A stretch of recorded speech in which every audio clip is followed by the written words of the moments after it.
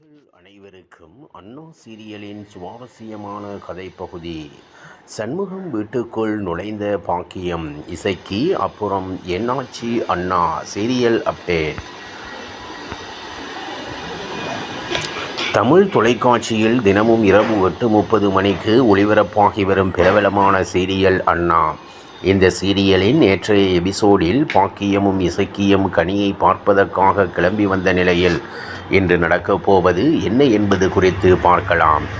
அதாவது வீட்டுக்கு வந்த முத்துப்பாண்டி பாக்கியம் மற்றும் இசக்கி என இருவரும் இல்லாமல் இருப்பதை பார்த்து சௌந்தரபாண்டியிடம் கேட்க அவங்க சண்முகம் அவமானப்படுத்தி அனுப்புனதில் மனசு உடைந்து கோயிலுக்கு போய் இருப்பாங்க என்று சொல்ல, முத்துப்பாண்டி இல்லை அவங்க திரும்ப போய் இருக்க வாய்ப்பு இருக்கே என்ன சொல்ல சௌந்தரபாண்டி சரி நீ போய் பாரு என சொல்கிறார். மறுபக்கம் பாக்கியமும் இசக்கியும் யாருக்கும் தெரியாமல் பின்பக்கமாக சண்முகம் வீட்டுக்குள் வந்து கனியை பார்த்து கொஞ்சுகின்றனர்.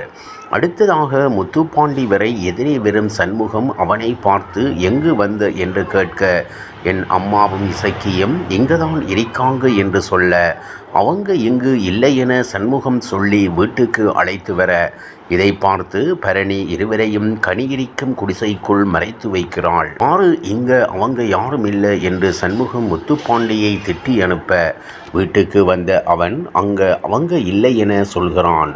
அதே சமயம் ரத்னா மற்றும் வெங்கடேஷ் அந்நியோன்யமாக பேசிக்கொண்டிருப்பதை பார்த்து பயங்கர கடுப்பாக இருந்தது.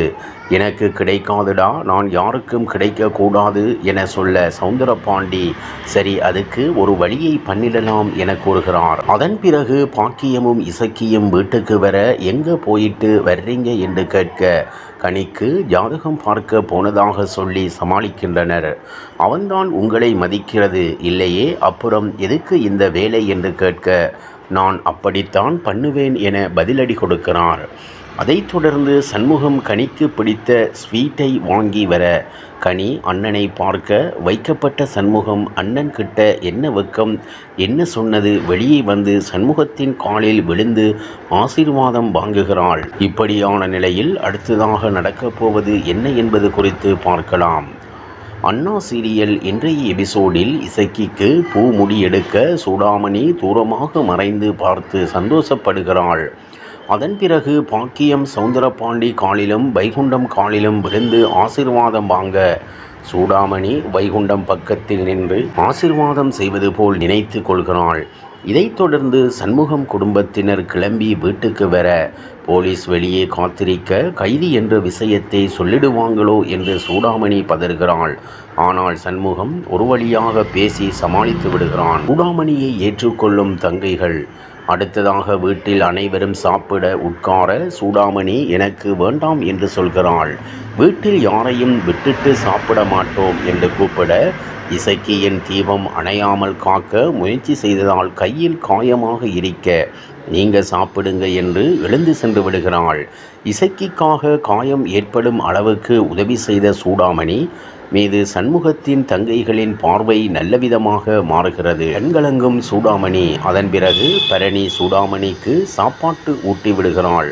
இரவு நேரம் ஆனதும் தூங்கிக் கொண்டிருந்த சூடாமணி எழுந்து தண்ணீர் எடுக்க கை நீட்ட ரத்னா தண்ணீரை எடுத்து கொடுத்து குடிக்க வைக்கிறாள்.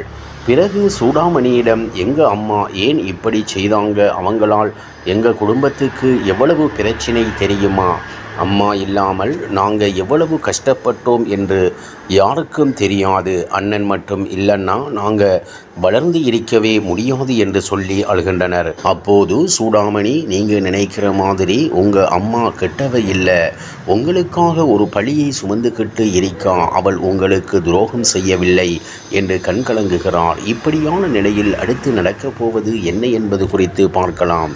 இவ்வாறாக அண்ணா சீரியலின் சுவாரஸ்யமான கதைப்பகுதி செல்கிறது. இனி சுவாரஸ்யம் உங்களை காத்திருக்கிறது. மீண்டும் சந்திப்போம்.